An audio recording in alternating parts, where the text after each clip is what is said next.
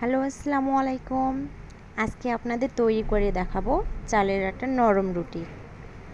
অনেকেই মনে করেন রুটি তৈরি করাটা ঝামেলা অথবা সময় বেশি লাগে, নয়তো রুটিটা শক্ত হয়ে যায়। চেষ্টা করছি সব কিছু সমাধান নিয়ে আজকের এই রেসিপিটি। কিভাবে রুটি নরম রাখবেন, 2 দিন সহ খেতে পারবেন, সেই টিপস সহ আজকের এই রেসিপিটি। প্রথমে একটা পাতিলে 2 কাপ পানি নিয়ে নিয়েছি। এবার 2 মুঠ আটা দিয়ে পানির সাথে ভালোভাবে মিশিয়ে নেব। এতে পরিমাণ মতো লবণ দিয়ে দেব।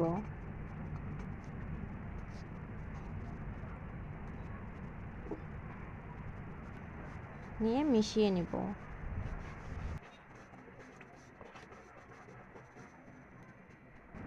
সাথে একটু ঘি দিয়ে দিচ্ছি যাতে ফ্লেভারটা একটু ভালো আসে।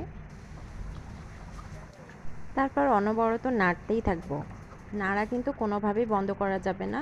শুরু থেকে লাস্ট পর্যন্ত এভাবে নাড়তে থাকতে হবে, না হয়তো দলা পেকে যাবে। রুটি নরম হওয়াটা ডিপেন্ড করে এই খামিরের উপরে। আপনার খামির যদি ভালো হয় তাহলে আপনার রুটি নরম ও সফট হবে, 2 দিন ধরেও খেতে পারবেন।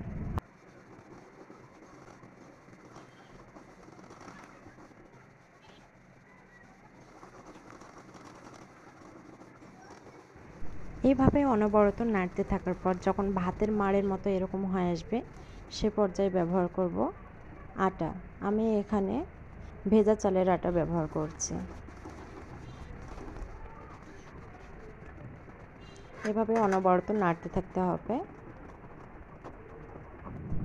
আর চুলার আঁচটা একদম লো ফ্লেমে রাখতে হবে, আর কিছুক্ষণ পর বন্ধ করে দিতে হবে।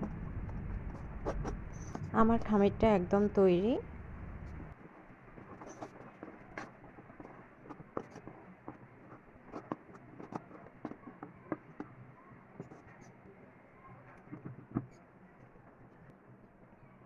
খামিরটা পারফেক্ট হয়েছে কিনা সেটা বোঝার জন্য একটা হাতের আঙ্গুল দিয়ে স্পর্শ করলেই বুঝে যাবেন যে সেটা হয়ে গেছে।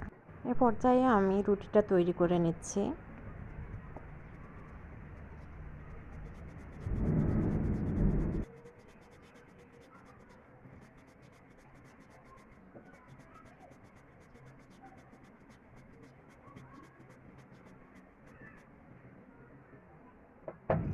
রুটিটা একদম তৈরি। দেখেন আমার রুটিতে কোনো রকম কিন্তু দলা পেকে নেই। এখন রুটিটা ভেজে নেব। তার জন্য একটা তাওয়া দিয়ে সেইটাকে হাই ফ্লেমে গরম করে নিয়েছি।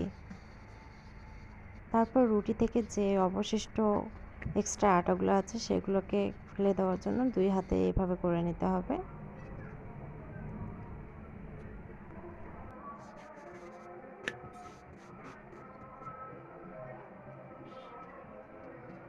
দেখুন রুটিটা কত ফুলকো হয়েছে।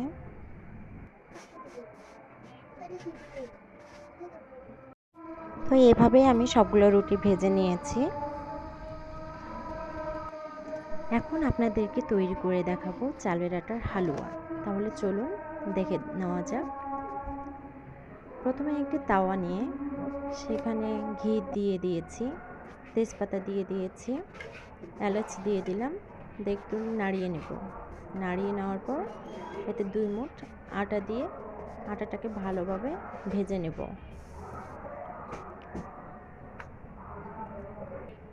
যতক্ষণ না পর্যন্ত ব্রাউন কালার হয়ে আসছে ততক্ষণ পর্যন্ত ভেজে নেব। একটা সুঘ্রাণ বের হবে।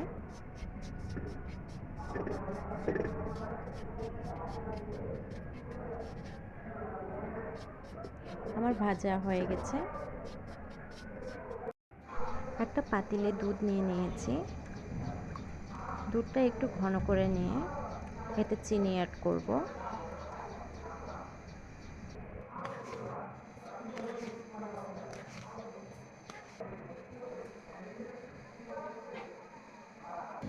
তারপরে এইদিকে যে আটাটি ভেজে নিয়েছিলাম সেটাকে একটু ঠান্ডা নর্মাল পানি দিয়ে সেটা গুলিয়ে রেখেছি।